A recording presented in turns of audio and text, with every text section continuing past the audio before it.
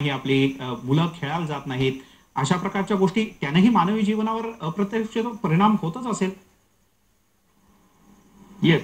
आणि ऍक्च्युली हे परिणाम होतात, पण अजूनही त्याचे काही अगदी महत्वाचे काही परिणाम होत आहेत असं मला काय वाटत नाही. म्हणजे ते अगदी घाबरून जाण्या इतपत किंवा अगदी क्रूड फॅक्ट्स आहेत असं काही समजून घ्यायचं काही कारण नाहीये. त्याचा एक फोबिया बनवायचंही काही कारण नाहीये.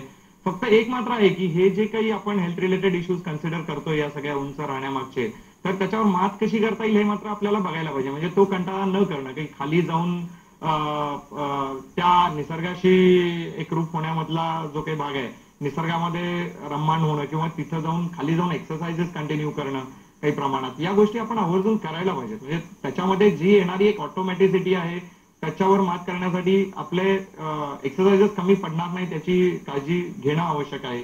त्याच्यानंतर मी जसं म्हणलं की लोनलीनेस किंवा आयसोलेशन ही गोष्ट कशी टाळता येईल, सोशल इन्व्हॉल्वमेंट कशा आपल्या ठेवता येतील, रिलॅक्सेशन टेक्निक्स, या सगळ्या गोष्टी मग निश्चित डॉक्टर, मी तुम्हाला याच अनुषंगानं मला तुम्हाला विचारायचं होतं की एक डॉक्टर म्हणून या सगळ्याचा मानवी जीवनावर, मानवी शरीरावर होणारा परिणाम म्हणून तुमचा जास्त अभ्यास आहे. तुम्ही काय टिप्स द्याल अशा मल्टी स्टोरीड बिल्डिंग मध्ये कदाचित 120व्या मजल्यावर राहणाऱ्या लोकांच्या करता?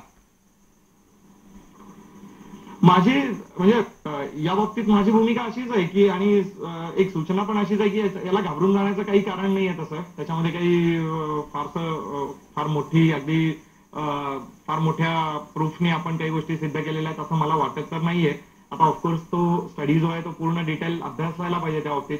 पण नक्कीच आपल्याला या हेल्थ रिलेटेड इश्यूजवर मी आता सांगितल्याप्रमाणे एक्सरसाइजेस कंटिन्यू करणं, निसर्गामध्ये जाऊन म्हणजे झाडांचा वगैरे हा जो काही आपण विचार केला तर त्याप्रमाणे खाली जाऊन तिथे जाण्यामध्ये कुठलाही कंटाळा न करणं आणि ऍक्सिडेंट टाळणं, आणि त्या दृष्टिकोनातून आयसोलेशन न येण्यासाठी जे काही मानसिक रिलॅक्सेशन आणि एक इन्व्हॉल्वमेंट, सोशल इन्व्हॉल्वमेंट ठेवणं जे गरजेचं आहे ती ठेवणं, याच गोष्टी मला महत्वाच्या वाटतात. त्याच्यापेक्षा पलीकडं बाकी मला काही त्यामध्ये आता घाबरून जाण्यासारखं काही कारण वाटत नाही. पेशवे मॅडम, तुम्ही तांत्रिक दृष्टिकोनातनं